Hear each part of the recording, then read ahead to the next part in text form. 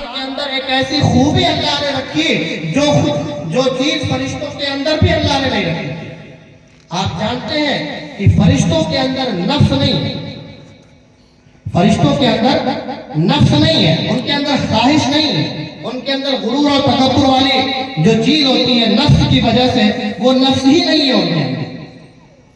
تو فرشتے نفس سے پاک ہیں، ان کا اپنا کوئی ارادہ نہیں ہے، وہ کچھ سوچ بھی نہیں سکتے، وہ اپنی مرضی سے کوئی کام نہیں کرتے ہیں۔ اللہ نے جس کام کے لیے انہیں لگا دیا ہے وہ انہی کاموں میں لگے ہوئے ہیں۔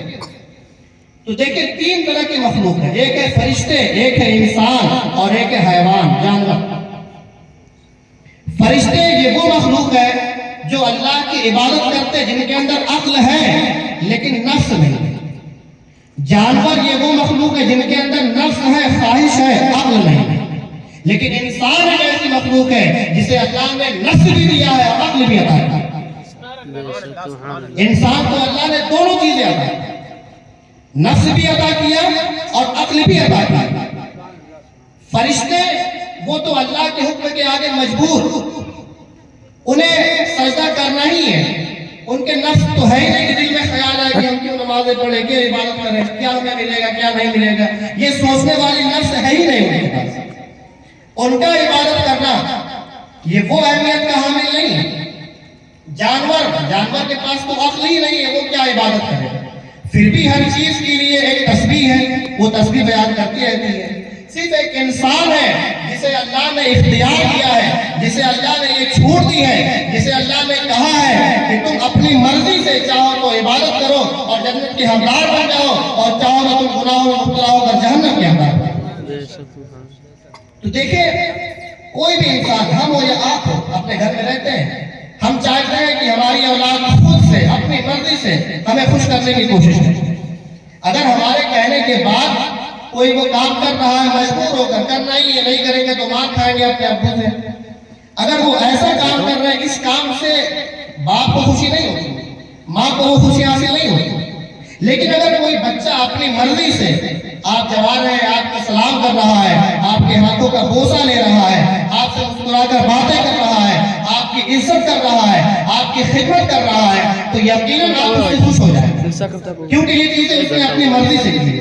بلا تمثیل یوں سمجھیں، اللہ نے فرشتوں کو پیدا کیا ہے، فرشتوں کی عبادت بھی بس ایک مجبوری کے طور پر ہے۔ اللہ نے انہیں جو حکم دے دیا وہ کرنا ہی ہے، ان کے پاس نفس ہے ہی نہیں، ان کے پاس کوئی کنٹرول، کوئی اختیار ہے ہی نہیں۔ فرشتوں کے علاوہ جانور ہے، شجر و حجر ہے، پیڑ پودے ہیں، سب کے سب اللہ کی تسبیح بیان کرتے ہیں، لیکن وہ سب کے سب مجبور ہے۔ اللہ نے چاہا ایک ایسی مخلوق میں پیدا کرو جو مخلوق اپنی مرضی سے، اپنی خوشی سے میری عبادت کرے، مجھے اپنا خدا کہے، میرے آگے آپ سب کو جھکائے، میرے آگے آ کر روئے گر گرائے، تو اللہ تبارک و تعالیٰ اس سے خوش ہو کر اسے جنت عطا کر دے، اسے ثواب عطا کر دے۔ اور جو بندہ اپنی مرضی سے اللہ کی عبادت کی طرف مائل نہ ہو، اسے اللہ دوزخ میں ڈالے۔ سبحان اللہ، بے شک، سبحان اللہ۔ اس لاجک کے تحت کہ انسان کے علاوہ کوئی بھی جتنی مخلوق ہے، انسان اور جنات کے علاوہ، وہ ساری مخلوق ایسی ہے کہ ان کے پاس نفس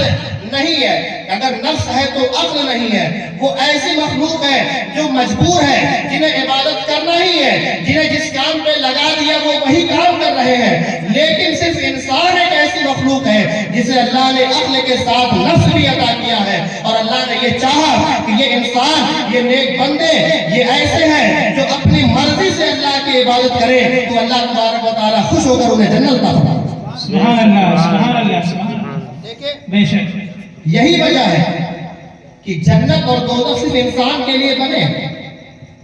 جنت میں فرشتے نہیں جانا، جانور اور چوپائے وہ جنت میں نہیں جائیں گے، جنت میں صرف انسان کو جانا۔ جنت میں صرف انسان کو کیوں جانا ہے؟ کیونکہ انسان نے ہی اپنی مرضی سے، اپنے اختیار سے اللہ کی عبادت کی ہے، تب وہ جا کے جنت کے حقدار ہوگا۔ ورنہ حساب و کتاب فرشتوں کا کیا ہونا ہے، وہ تو نفسی سے پاک ہے۔ جانوروں کا حساب کتاب کیا ہونا، ان کے پاس تو عقل ہی نہیں ہے کہ کچھ سوچے سمجھے اللہ کی بات کرے۔ صرف انسان ہی ہے جس کے پاس عقل بھی ہے اور نفس بھی ہے۔ تو اللہ نے انسانوں کے لیے جنت بھی بنایا اور دوزخ بھی بنایا کہ اب انسان میں سے جو اپنی مرضی سے اللہ کے حضور اپنے سر کو جھکائے، اس کے احکام پر عمل کرے، اس کی باتوں پر عمل کرے، اپنی زندگی کو اس کے فرمان کے مطابق بنا لے، تو اللہ تبارک و تعالیٰ ان سے خوش ہو کر انہیں جنت عطا فرما دے گا۔ اور جو انسان اپنی مرضی سے اللہ کے عبادت سے دور ہو جائے، اللہ